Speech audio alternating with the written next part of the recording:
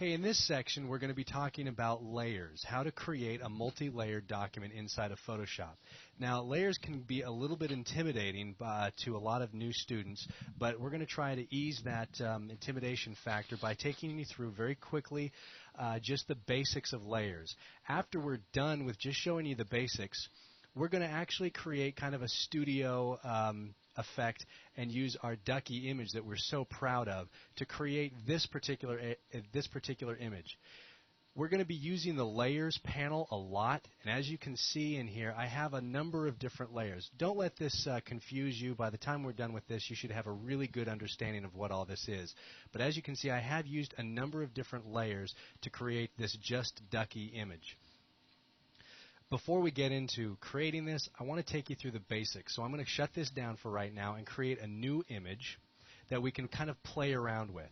I'm going to use the old default Photoshop size, but just change this to 8 by 10 so we have a really big image to work with.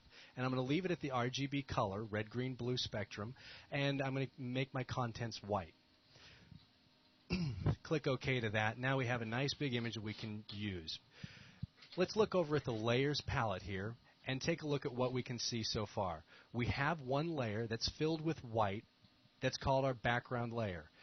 Currently, right now, it's locked. We're going to get into some of these icons a little bit later on, but let's take a look at what we've got. We've got a background layer. We've got some strange icons. If I wanted to create a new layer that would happen go above the background layer, let's take a look at some of these icons down here underneath the layers palette. There's a small icon of a piece of paper with a dog ear that has the tooltip create a new layer. If I click on that, I've created a brand new layer right above backgrounds called layer 1. This layer right now has nothing in it. We can't see anything visible on our screen, so let's go ahead and fill this layer with something. You see these checkered patterns? This indicates to me that there are no pixels currently on this layer. It's completely blank. So a layer is kind of like a clear piece of plastic paper, maybe? You know when you were in high school and the teacher used the overhead projector and he would lay different layers of those transparencies one on top of each other? Right. The same concept holds true for Photoshop layers. Let's go ahead and fill this real quick so we can get an example of what we're talking about here. I'm going to use the gradient tool and use one of those presets that you just showed us about. I'm going to use the copper preset and create a gradient on layer 1. Notice that the blue is on layer 1. This means this is the selected layer. As I click and drag, I'm creating a gradient. And now my layer 1 has been filled with that gradient. Well, the background layer is still there. It's just underneath layer 1. Very similar to that transparency analogy I just used. Like with the high school professor. He lays things one over the top of another, and it blocks whatever is underneath it. Gotcha. Let me go one step further. Now that we have layer 1, I'm going to create a new layer, again, by clicking on this little new layer icon. Now, I created a new layer this way last time, so I'm going to show you a different way to do it. Go up to the Layer menu and choose New Layer, or if you want to use Shift-Control-N, does the same thing. I'm going to click on this. This time I'm going to be presented with a dialog box that allows me to, if I want to, name my layer at this point. So I'm going to do this and call it box because that's actually the shape that I'm going to be creating, and say OK. It creates a brand new layer above layer 1 and names it box for me. Again, we have transparencies. There's nothing in it. So I'm going to grab my selection tool and make a rectangular selection. I'm going to fill this with color. We've already talked about how we can grab colors, so I'm going to go ahead and bump up my green to a value of 255, which is all total green. See my layer there? And then I'm going to fill it. I'm going to do it the old-fashioned way by going to the Edit, Fill, and choosing my foreground color from the pop-up menu and saying OK, which fills my selection area with green, as you can see in the box. Now notice that outside of this green box, I still have transparent pixels, or basically it's blank. There's nothing out here. I'm going to deselect that selection. Everything that becomes transparent, or where that checker box is, we can see through to the layer underneath it, right? Right. Now layers are kind of entities in and of themselves. We can modify layers without affecting anything else underneath it or other layers. Let me give you an example of that. If I go over to my Move tool, while my box layer is selected, I can move that box around. I can edit this box as well by grabbing maybe a selection, grabbing a corner of it, and hitting delete. I haven't touched my layer 1 or my background. Only the box layer is affected. I'm going to delete that. Actually, I'm going to undo that and get my box back. One more time to make this illustration a little bit more apparent, I'm going to create yet another layer, but I'm going to do it in a different fashion. Over here, remember that all of the palettes have their own options to them, and they all have their own menu. I'm going to click on that little circle and come down to New Layer. It does the same thing and brings up the same dialog box, and in this time, I'm going to call it Face. I'm going to say OK to that, and it creates a new layer once again. Always creating a layer above the one that's previous selected. Let's say, oops, I don't want to do that. I'm going to drag the face down to the trash can. This is going to delete a layer. If I want to get rid of this thing, I'm going to click on it, hold it, and drag it down to this little icon of a trash can next to the Create New Layer. Once I release, that layer is history. It's gone. I'm going to select on layer 1 this time, and I'm going to go back over here and create New Layer and name it Face again. When I say OK, notice this time it wasn't created above box, it was created underneath box. That was because I had layer 1 selected, and new layers always get created above the layer that was previously selected. I'm going to use a brush tool and give it a different color. This time, let's give it a value of all blue, 0 red, 0 green. So I'm going to get a brush stroke that's blue. I'm going to paint for just a second here, and as you can see, nothing is happening. Okay? Actually, we are painting. Something really is happening, but though, right? something is happening, but not visually. I do this to illustrate that my face layer is underneath box. I have pixels on the box layer that are hiding everything underneath it. My face, actually, you can see that the pixels have been laid down. Let me grab this face so that I can illustrate how to move layers around in a scene. I'm going to click on the face, drag it by clicking and holding with my mouse button, and drag it above the box layer. You get that really sharp black line in between the anywhere layer I there, want to too. drop that, yeah, you get this double line, and as we use more and more layers, it'll become really apparent as well. Now you can see the pixels that I painted down are above the box layer. I think that's made pretty apparent by this time. I'm painting pixels into a layer. They're above the box so that I can actually see them. If I create a little smiley face like this and make something silly, you can see that face is above box, which the face, since it's selected, can be manipulated by itself. Switch over to the Move tool, and I can move those pixels on that layer independently of the box. Okay? Gotcha. Well, what if my face and my box are part of one overall image, and I've positioned my face right where I want them to be, and the box needs to go with the face if I was going to move it into the upper right-hand corner? I can actually lock these layers by selecting in this little area next to the box, and when I do, I get the little icon of a lock, an indication of a link. Now, the face and the box is locked together. If I select the box, I can see that the face is linked. Actually, I should use the word linked. I'm saying locked, but this is actually a linking. Okay? So these two layers are linked. If I grab the Move tool now and try to move the face around, the box goes for the ride. Cool? Right on. Let's talk about visibility for just a second.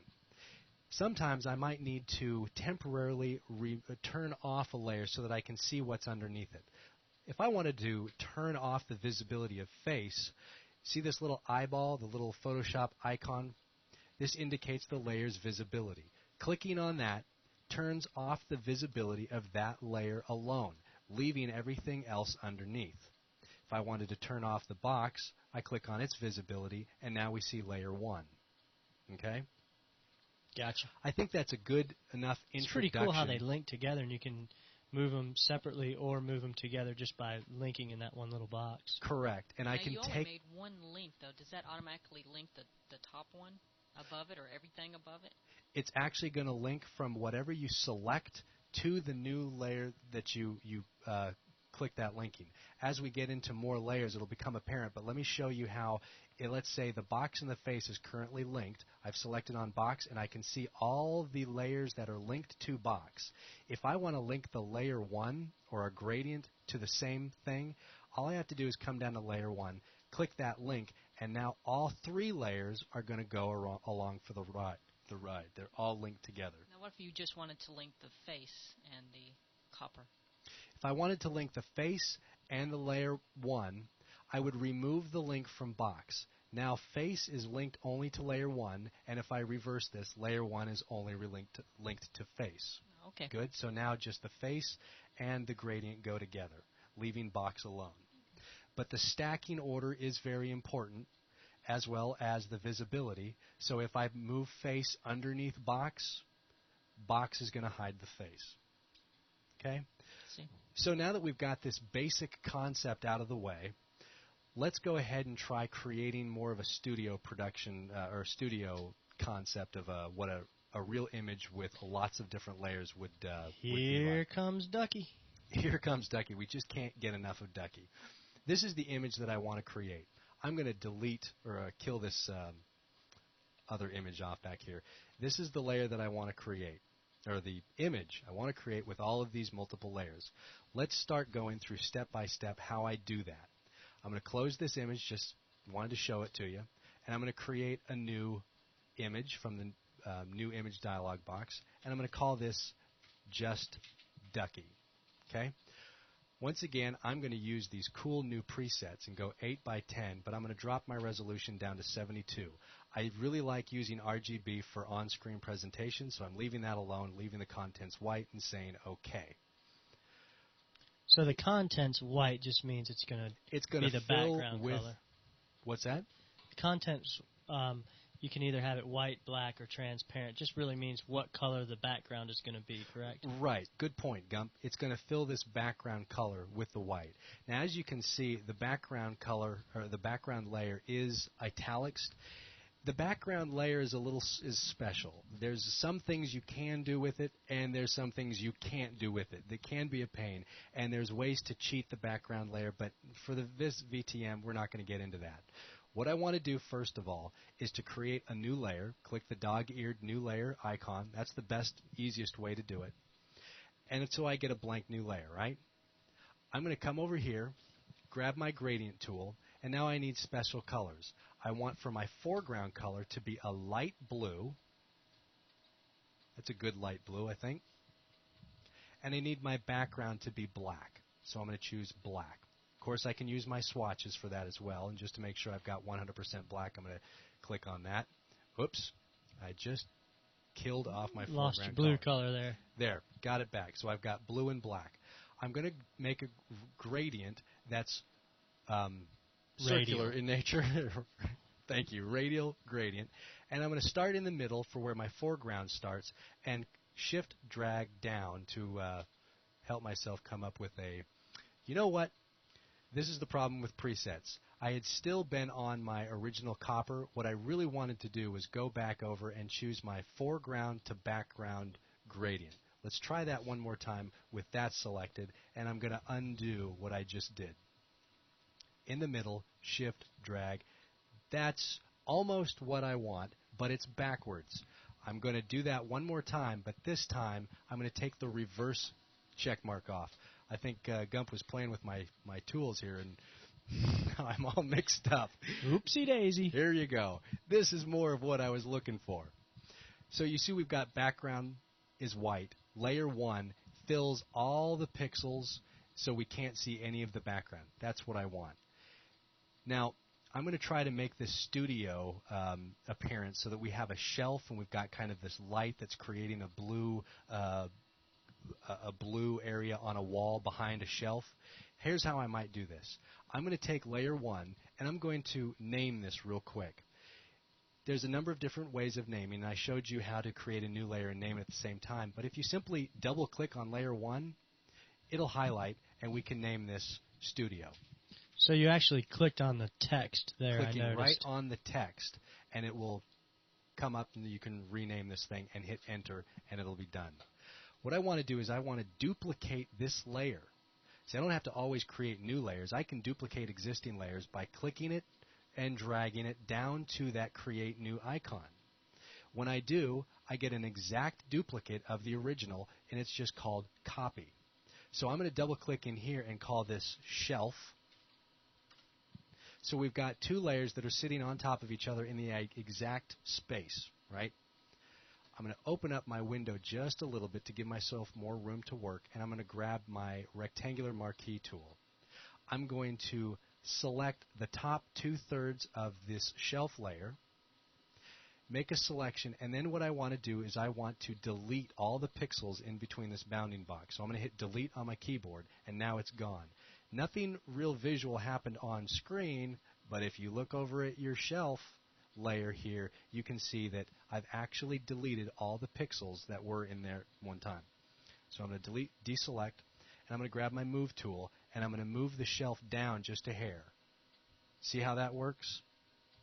Yeah, it looks pretty cool. I just wanted to remind everybody that when you want to duplicate a layer as well, you can also right-click and go to duplicate, and you'll get another layer as well. What Gump is referring to is if you right-click, you can say duplicate layer, and it's the same thing as clicking and dragging onto this icon. Very good workflow tip.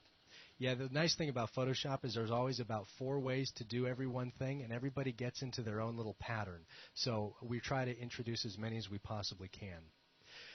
Something I want to illustrate here about this shelf layer is we have part of our layer is filled with pixels, and the other part is filled with nothing.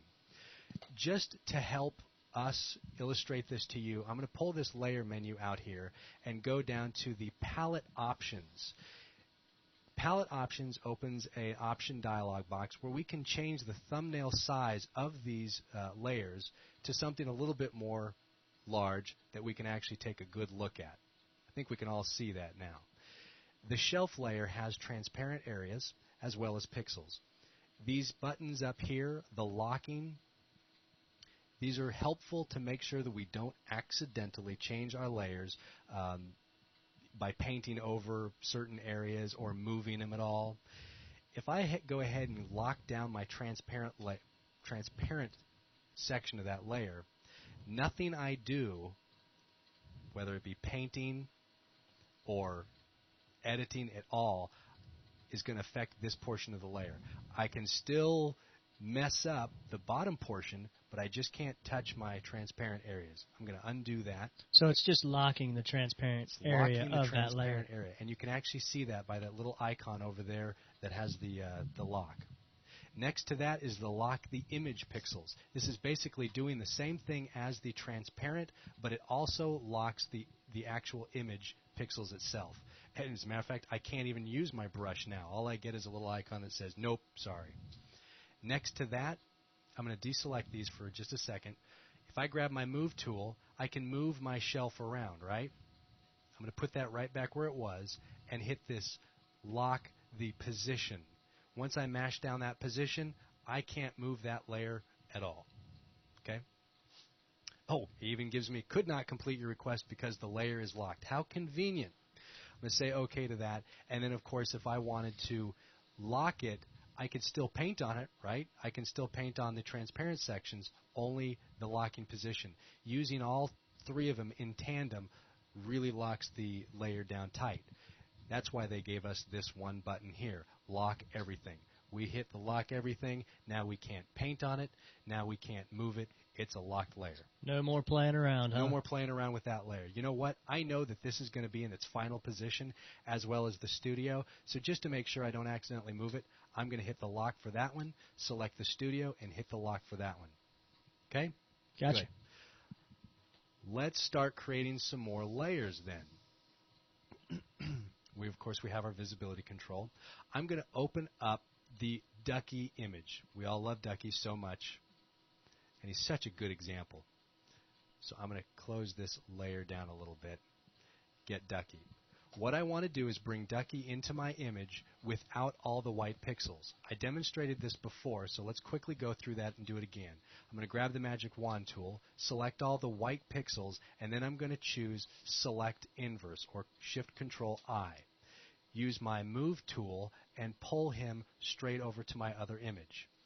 Now, this is a good example of where things get introduced, where new layers are created. So you had the studio layer chosen before you pulled the Ducky over there, right? Correct. And all new layers are created above the one that was selected, right? This isn't a problem because we can easily reorder our layers by grabbing Ducky and moving him above the shelf. No problems there. I'm going to close out Ducky there, say no, I don't want to save him. And let's talk about how we can transform layers, because Ducky is a little bit big. We want to shrink him down a little bit. So let's go up to our Edit Transform area. We have all sorts of transform options, and I encourage you to get in here and play with some of the scale, rotate, skew, distort, and perspective. They're a lot of fun. I don't need all that much control. I'm just going to use the free transform, which gives me the ability to rotate and size. I'm going to grab on the end, one of the corners, and hold down my Shift so that I can constrain it as I size it down to the ratio that it was. I'm going to put him right in the middle by clicking in the middle and moving him. So if you didn't hold Shift... If I didn't hold Shift, I could really warp Ducky out. Oh, I see. Okay? So what I wanted to do was hold Shift so I constrained him to the ratio that he is. Gotcha. When I'm done, I can either hit Enter on the keyboard or simply double-click inside to end that transformation. Now, I don't like to leave things just unnamed, so I'm going to go ahead and double-click in Layer 1 and call him Ducky. We're beginning to get the effect that we're wanting. Our final image, though, is this. We can see that Ducky is on the studio table with the shelf, but he has a shadow. So let's talk about how we can create that shadow. Inside Photoshop, layers can have effects. They're a lot of fun. There's a number of different effects, and those can be found underneath here. These are called layer effects, and this little F icon, clicking on that will bring up a menu of all sorts of different types of effects we can create. Drop shadows, bevel and emboss, pattern overlays, you name it, we've got it. I'm going to choose Drop Shadow to bring up the layer effect or the layer styles dialog box, and this thing is quite large but has a lot of power. Let me show you how to create a drop shadow. As soon as I clicked on it, you can see that there's a dark edge around Ducky. The drop shadow has already been started to be created. If I increase the distance, which is now 5 pixels by moving the slider, I'm moving that shadow away from Ducky, which makes him look like he's standing out a little bit.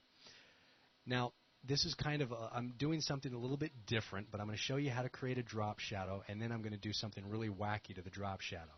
But I can increase the spread of this and the size of this to give it more of a diffused look. What I'm looking for is a real diffused drop shadow, so I think that's pretty much going to do it for me. I might drop the size down, drop the spread down, or yeah, I think that's going to do it for me. But we have all sorts of different types of things we can do. We can, including different blending modes, which we've hinted at before.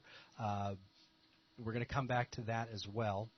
But we can put inner shadows, outer glows on all these layers. Please come in here and play with these. I can't possibly demonstrate everything, but right now I just want to show you the drop shadow and hit OK to that. Let's look at what happened to my layer. The Ducky layer now has a new icon next to it as the layer style, the little F. And underneath it, it gives me the effect, the drop shadow. Remember those icons, the visibility icons? I can turn on and off the effects and watch what happens. And I can add multiple effects to any layer. Like I can go now add a bevel and emboss or a color overlay. And they will all be added underneath this effects. And you can turn all the effects off at one time by clicking on the effects visibility, or individual effects one at a time by clicking on their own visibility icons. So if you had 6 different effects underneath that little effect area, you could turn them all off by choosing that effect or just one at a time? Exactly. Gotcha. Nice. Yes. But you know what? These are fun for effects, but I really like this drop shadow, and I want to use it by itself. But I can't do that because Ducky is attached to that drop shadow, and the drop shadow is attached to Ducky. If I move him around, the drop shadow is going to go with. I want to show you a way where you can pull out that drop shadow and use it as its own layer. You would do this by right-clicking, and that's the key. Right-click on that drop shadow itself. Whoops, I double-click. And choose Create Layer. It's almost all the way at the bottom. Create Layer. What this does is it's going to take that drop shadow and make it in its own layer. Some aspects of the effect cannot be reproduced with layers. Ignore that. In fact, just never show me that again. I know what it does. Now we have the drop shadow as its own layer underneath Ducky. Good. We can turn on and off its own visibility, and we can move it around like it move that around, and it's its own layer. Good? Now, in order to create a shadow, we've got a light source in the back. We want to create that shadow coming out as a underneath Ducky. I can transform a little bit more. We talked about the free transform, but let's take a look under the transform menu, under the edit. We have a couple other options, flip horizontally and flip vertically. I'm going to flip vertically this entire layer. So now we have the shadow of Ducky upside down. Grabbing my move tool again, I'm going to move that shadow underneath Ducky. Kind of like that. Now it looks like he's kind of casting a shadow on that shelf. Good? Looks pretty nice. It does, except this doesn't look very realistic. He's too bright underneath here. He's casting a shadow, but he's looking too bright, right? We can go ahead and fix that a little bit, but before we do, I want to introduce you to a couple more concepts that you can do with the Layers palette. The Layers palette has nice ways of organizing your items into little folders, little directories. We call these in Photoshop, we call these sets. Okay? This icon down here under the layer palettes, create new set, looks like a little folder. Go ahead and click that, and we create a set that we can drop things into. I'm going to put this set above the Ducky by clicking and dragging, and I'm going to double click on the set name, and I'm going to call this Ducky Set. I want all of the layers that are specific to Ducky to go into this set. So all I would have to do is click on Ducky, drag him up, and drop him right on the set. You can see that he shifts inside to signify Ducky layer is inside the Ducky set. Notice over here at the Ducky set we have an upside down triangle. By clicking this triangle, it toggles on and off the layers inside that set. I'm going to grab the Ducky drop layer and put him inside as well. So everything that's associated with this set is indented and inside. Cool? I can turn on the entire set's visibility at one fell swoop with this visibility icon, and he's now all gone. Everything inside of Ducky sets, visible, invisible, back and forth. The sets are really nice. They can really keep you pretty organized throughout your image. When you're doing a lot of Photoshop, you tend to use layer after layer after layer. It's not uncommon to have 50 layers in an image or more layers. So having these sets really do help organize your workspace and your layers so that you can quickly go to an area and find them. But you know what? You can actually color these layers as well. If you wanted to say, okay, for visibility purposes, I want all the layers that are associated with Ducky to be yellow. Think I can do that? You bet. Let's right-click on one of the layers, like the Ducky layer, go to Layers Property, where I could rename this thing, or I can change its color. Right now I have the color set to none. The drop-down menu gives me a number of preset colors. I'm going to choose yellow because Ducky's yellow. Hit OK, and now you can see the entire layer is yellow. I can easily pick that out in a crowd, right? I mean, I just go, okay, I want all the Ducky layers. Boom, it's yellow. I'm also going to do the same thing to the shadow, make it yellow. Okay? So if you would have done that too, can you do the same thing with the sets? Yes, you can. And In it would have fact, changed everything inside the set. Yes, you can. Let me go ahead and do that so you can see that real quick. If I wanted to say instead of yellow, I wanted it to be red, I'm going to go to the layer set properties by right-clicking on the set layer, go up to color, and choose red. When I say OK, everything in that set becomes red. I really do like the yellow, though, because Ducky's yellow. I'm changing it back to yellow. Good? And when I collapse it, now it's just that. So it doesn't necessarily affect the layers at all. It's just for a visual cue for you, the user that's painting, saying that whatever's in this layer is yellow. Bingo. You've got it. Gotcha. This is specifically for the user and to help them out. Let me go ahead and do one more set, and I'm going to call this Studio Set. Studio Set. And I'm going to drop Shelf, and I'm going to drop, whoops, I missed on the Shelf. I'm going to drop Shelf and Studio inside. Now, notice my Studio is above my Shelf. Even inside sets, I can reorder layers by dragging above and dropping them below, back and forth, like this, okay?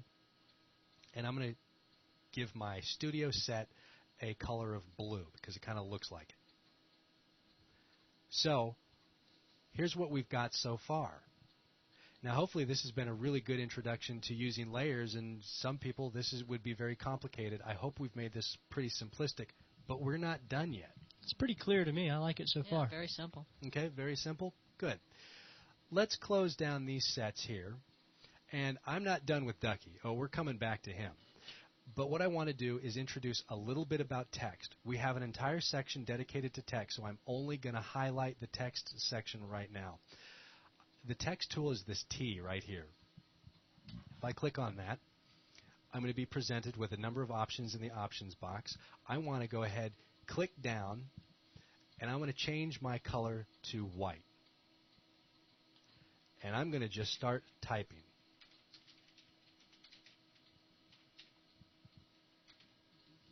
Okay. Dookie. D-U-C. Yeah, I like that too. Oh, no. All right. Remember, anything that any new layer is going to be created above the one that was selected. So what I'm going to do is drag just Ducky above the duck set so that we can see all of the white pixels. And I'm going to readjust him a little bit more. Okay? I hope that was just a brief introduction to text, but that's not really what I wanted to focus on. I want to focus on this T. This layer is called a text layer. It's different from a normal layer in the fact that I can't paint on it. I really can't do a whole lot with it. I can change some aspects of it, but the text can still be edited if I wanted to go back and grab my text tool and come back and, you know, like I did from Dookie to Ducky, I can edit the text. If I would need a layer that has text on it, but I want to manipulate it just like a regular layer would, all I would need to do is right-click on the text layer and come down to Rasterize Layer. What this does is it turns the text into pixels. And now you can see that it looks just like a regular layer, and you can even see, if you look hard enough, that there are pixels on this layer, and everything else is transparent. It's just a nice introduction to text. We're not done with Ducky, so let's focus back on him for a second. Remember I said that Ducky's looking a little bit too light here, and we want to kind of shade him up. Here's how I might do this. What's that? Okay. What I want to do is, in the Ducky set, I'm going to select Ducky and create a new layer so that my new layer appears above Ducky. Create the new set, or create the new layer, and we get layer 1. I'm going to double-click on this and call this Shadow. Gee, I cannot spell today to save my life. This is my shadow layer. There's nothing in it right now, but I want to use Ducky to create an area in here for a shadow of him. Now, remember how I went and grabbed my magic wand tool and created a selection area? I can actually recall a selection area around Ducky by clicking or holding down my control key and clicking on Ducky. Notice that my icon has changed into a hand with a little selection area around it, by holding down my control key and clicking on Ducky, automatically scours through this layer and says, okay, which parts has pixels? I'm going to create a selection area around that by itself. Good. I have a selection area now.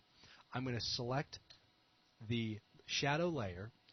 While keeping the selection alive, right? While keeping the selection alive. Right. Now, remember, only things inside the selection area is going to be affected. So what I want to do is to create a gradient, but this time I'm going to use, instead of foreground to background color, I'm going to use another one of those presets called foreground to transparent. Okay? I'm going to select foreground to transparent, close that down, grab my gradient tool, and this time, in this blank layer, I'm going to create a gradient. Aha! I'm still on my radial. I'm going to use a linear gradient and try that one more time. This is just the reverse of what I wanted to happen, so I'm going to do that again, but I'm going to hit the reverse. Boy, that's more like it. That's what I wanted. Let me show you now what that transparent from foreground to transparent did. I'm going to deselect this because I'm done with it. So I noticed one thing. I just want to ask this question Sure, here. You had selected Ducky by control clicking on the Ducky layer. Correct. But I noticed that the black area, the shadow, is on the shadow layer. Did you have to do something special to get it on the shadow layer? Absolutely nothing. Remember, selection areas are independent of layers. We can move these selections independently of what we do on the layer. So by me control clicking on Ducky, if Ducky was the selected layer, I would be affecting the pixels on the Ducky layer. But because I went up and selected shadow, I'm only going to affect the areas inside the shadow layer. So it's kind of just like borrowing the selection from another layer and using it on a different one. That's a good way of putting it. Great. Yeah, borrowing from one and using it on another. I'm going to deselect, Control D, just to show you what I've done. I'm going to turn off the visibility of Ducky real quick, just to show you that when I did a gradient from foreground to transparent, it literally took my foreground color, which was black, and made a gradient, a smooth transition between black to nothing. So this is what we get. I'm going to use this as my shadow, so I'm going to put Ducky back in and move this down just ever so slightly so that I don't get that white area at the bottom. I could use my my keypads, my up and down arrows, to move these pixel by pixel, as you can see there. Let's also talk about opacity for a second, because you see how my shadow is, it's good, but it's just too dark. It's pretty dark. Pretty dark. Up in the layers palette, we have a opacity level, which we have hinted at before. Anything that's 100% opaque, you can't see through it. It's like a brick wall. As we drop our opacity, it becomes more like rice paper. We become more transparent. So as I drop the opacity of that shadow, it in effect becomes lighter and lighter until I get a reasonable shadow. Okay, I'm going to leave it right about, say, maybe 67. Does that look a little bit better? Looks pretty good. Okay. You'd think we're done, but we're not. We're still going to use Ducky because we need to talk about how to do some masks. This is everybody's, masks are fun, masks are cool, add a lot of power, but sometimes it scares people away. So let's see if we can't create a mask with no pain involved, right? I'm going to recreate the Ducky layer, and how would I do that? What exactly is a mask? Okay. Like a mask you'd put on your face and go to a Halloween costume party, or? Nope. In Photoshop specifically, a mask is a way that we can manipulate the pixels on a layer by either showing visibility or not. It's a little bit complicated to describe, and I can show you very simply when I illustrate it, but it's actually a way of hiding pixels or showing pixels by using black and white. Did I get you confused? No, not really. I pretty much have it. So it really kind of is like a mask you'd wear to a Halloween costume party. If you want to hide something, you put a mask on it. Oh, well, in that case, yeah. Yeah, I see where your analogy was going. Absolutely. Thanks, Comp. let me take Ducky here so we can illustrate this mask a little bit better. And I'm going to create an exact duplicate of this layer. How might I go about doing that? There's two ways we've talked about. I'm going to go for right-click, duplicate. We can choose right-click and duplicate the layer, or you can drag it down onto the dog ear there and then release, and it'll be created above what was previously selected. The Ducky copy. I'm going to call this, Ghost. I cannot, you know what? I don't care. I'll call it copy because I can't spell ghost. And I'm going to move this layer up to the upper corner, okay? But now he's the exact same size. I want to transform him to make him much larger. So again, I can go down from Edit to Free Transform or hit Control-T. I like hitting Control-T, so I'm going to hit that. Hold down my Shift key, remember, to constrain it to proportion. But notice how he's going to constrain to a proportion outward from the opposite side. If I hold down my Alt key simultaneously, not only does he constrain in a proportion, but he constrains outwardly on all sides. Pretty much from the center, huh? From the center. So I'm going to move him into place here and double-click. I'm going to go ahead and temporarily turn off the Ducky shadow and the drop shadow there, just so we can isolate this one portion of our image and work on him. I want to add a mask to this copy. The mask button is down at the very bottom. We've talked about sets, creating a new layer, deleting the layer, and adding layer styles. The next one is the layer mask. By clicking on that, what we get in our layer is an extra area where we can create masks. Now notice my icon has changed. I'm going to go ahead and select on Ducky, and you can see that we have a little paintbrush. This means that this layer can be edited or painted on. Let me go ahead and get the tooltip on this. Indicates painting on layer or layer mask. If I click over here, the tooltip changes a little bit, and it says indicated painting on, it doesn't change. It just says layer mask this time. But the icon has changed. What this is indicating is we have selected the mask area and that we can go ahead and create a mask. Let me show you what it does by using your old favorite brush tool. By clicking a brush tool, masks use only black and white to create, to hide or show pixels, I should say.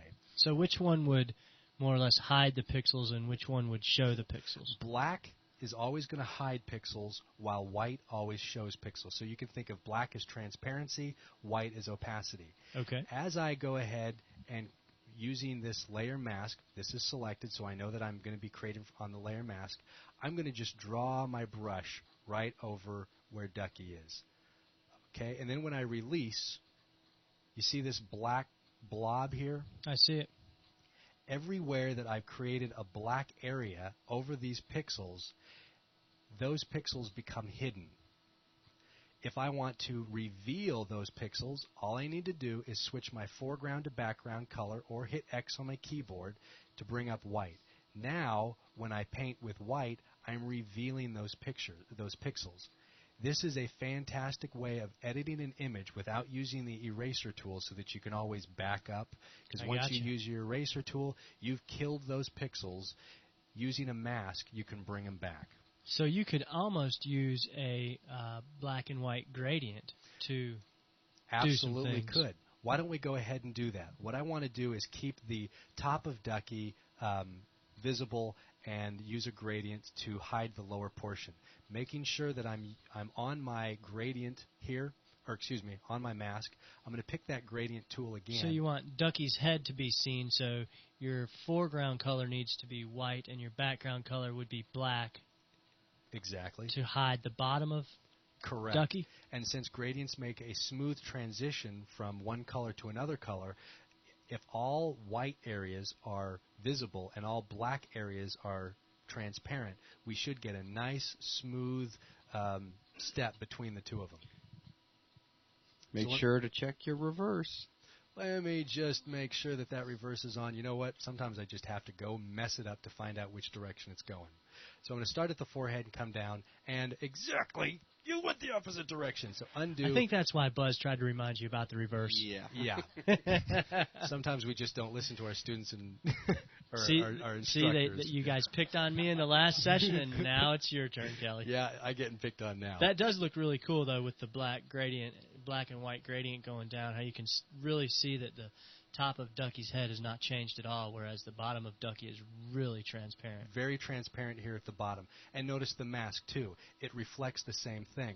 From the white area, which is all visible, to the black area, which is all transparent, we've created that mask over Ducky. And you drug that mask down, the gradient down at an angle, obviously, to get it that part of Ducky transparent. Yes, I did, to create that kind of diagonal look. I created it. I drug it at a diagonal angle. Okay? Now, Ducky's nice. I'm going to put on the other layers here, increase the invisibility there. This Ducky in the background is nice, but he's just too bright. I want to lower the opacity of this layer. So what I'm going to do is I'm going to click away from the mask and back onto the painting portion of this layer, and I'm going to drop the opacity a little bit to kind of push him into the background. We don't want him to be the focus of attention. We want the Ducky in the middle. So I'm going to drop the opacity of this particular duck into the back. Kind of get a hint. Okay? Now, what else can we do to this We image? caused another problem. Can you see what it is? No. Look at the shadow on the front of the duck. Oh, what we've done is we've put this into the wrong area. Let me go ahead and drag the duck underneath everything else so that he really is pushed into the... Oh, you're just talking about the visibility of the shadow. You see the shadow here? I had turned off the visibility, and I needed to turn it back on. You had me worried there. There you go. I was like, oh, it should be okay. I mean, it's transparent right there. You should be able to see through. But now you're feeling the way I was feeling. Now they're I'm picking sweating. on you. Now you see how I feel all the time. Yeah, I'm sweating. I think we're getting close to the final product here, right? Let me take one quick look at our Ducky image. Actually, I have it down here. And look how close we are. That looks more like a cartoon. This does. It looks a lot more like a cartoon. We can add... Now, it's not really cartoon shading, but we can actually make it look more like a cartoon shading by adding an image layer. An adjustment layer. I'm getting all tongue-tied. We're going to add an adjustment layer to turn this guy blue. Okay? I'm going to close him down again here. We're really, really close to being done. Actually, there is one more thing that I wanted to do to him. You see this reflection underneath Ducky? Let's go ahead and also recreate that on our image that we're creating here. Ducky is reflecting blue. We've got a drop shadow, but we also have a reflection. So let's try recreating that as well. Let's take Ducky, the Ducky layer again, and one more time, let's duplicate him. I like to drag it down there. And we're going to call this one Reflection. Reflection. Enter. I don't know if I spelled it right, but there it is anyway. Looks good to me. Okay, we got Gump's approval. What I want to do is, because it's a reflection, it's obviously going to go in the opposite direction. So we're going to make sure that that layer is selected, go up to Edit, Transform, and the same thing we did with the shadow, I'm going to flip it vertical. Now we've got two Duckies sharing the same upside-down space. I'm going to hold my Shift key as I move so that I constrain it to an up and down direction. And I can position this once I get done so that he's inside my little shadow area. Now, we have some overlapping here. If I turn off that shadow again, you can see that the reflection is over the top of the other Ducky. I'm going to drag that reflection underneath the Ducky so it actually looks like he's cast from underneath. Too bright once again. Let's drop the opacity down to something very, very low. Okay? But have you ever seen a reflection that's so perfect in your life? I haven't. This could use a nice mask on it, just like we did to the copy of Ducky up in the top. Let's create a mask real quick by clicking on the mask. The mask is selected. We'll go back to our gradient using foreground and background. I'm hoping my reverse direction is right this time, and I'm going to drag on there the reflection, and sure enough, everything that's black becomes hidden, everything that's white is still visible. You know what? I'm going to undo it and do it just a little bit different this time, off screen, to make more of a smooth transition. Cool? Now, I've never seen a reflection that also is so perfectly smooth in all my life, so I'm going to do something a little dangerous and introduce you to a new part of the menu, or a new menu called filters. I'm going to choose filters because they're kind of like our special effects. Go down to blur and choose a Gaussian blur. There's blur, blur more, and Gaussian blur. Trust me, after you've used Gaussian blur, you'll never want to touch the blur and blur more. It gives you more precise control over our blur. This is our very first filter that we've used, and what I'm doing right now is selecting in this big preview area and dragging my image around using the mouse to click and drag. I like how in Photoshop 7 you get a larger window there. Good point. This is a much larger window in Photoshop 7 than you'd see in 6 and 5.5. We can actually zoom in and out of our image so that we can see what effects are being created. And we can change the radius of our blur. If I drop it down to 0.1 pixels, obviously not much blur is happening. As I bump it up, I'm going to get more and more of a blur until it's just out of control. So let's keep it somewhere down around maybe the 6 or 7 range. This preview button up here lets me see what's actually happening on screen. If I take that preview off, we don't get to see on screen what's actually being applied. I like to leave my preview button on so I can see and adjust the slider and get real-time effect. Cool? So I'm going to say OK to that. And in fact, I'm going to drop my opacity just a little bit more. Now there is a pretty good reflection, don't you think? That looks pretty good. We've got shadows, reflection, everything. What else are we missing? We're missing that wonderful color. How do we change Ducky to blue? We've talked about the garbage can or how to delete layers, create new ones, but we haven't touched yet on adjustment layers. Let's look at this little icon here. Clicking on that gives us a whole bunch of different types of layers that we can create. These are called adjustment layers. Okay? They're a way that we can add or adjust colors without affecting the layer itself. Okay? When we go into some of these things a little bit later on, you'll see, well, real quick, hue and saturation. Let me quickly come up to Ducky and show you that if I wanted to, I could change the color of Ducky by going up to Image, Adjust, Hue and Saturation, and then trashing the hue by dragging the slider all the way. We create the blue, right? That's what we want, but when I go OK, you can see that my Ducky layer has actually taken on that blue state. If I delete or undo that and use an adjustment layer that says Hue Saturation, I'm going to create a new layer above Ducky that's going to allow me to adjust the hue and saturation without actually affecting my Ducky layer. That's very, very handy in case you want to come back and tweak your hues or tweak your Ducky and not actually affect it at all. So I'm going to drop this hue all the way down to blue. Notice what happens to our background. I'm going to say OK to that. Now we have this new adjustment layer with hue saturation. So it's affected all the layers underneath it as well, right? Exactly, and I'm even stretching this out to show you that even in the studio set, our hue saturation has even affected the blue in our studio.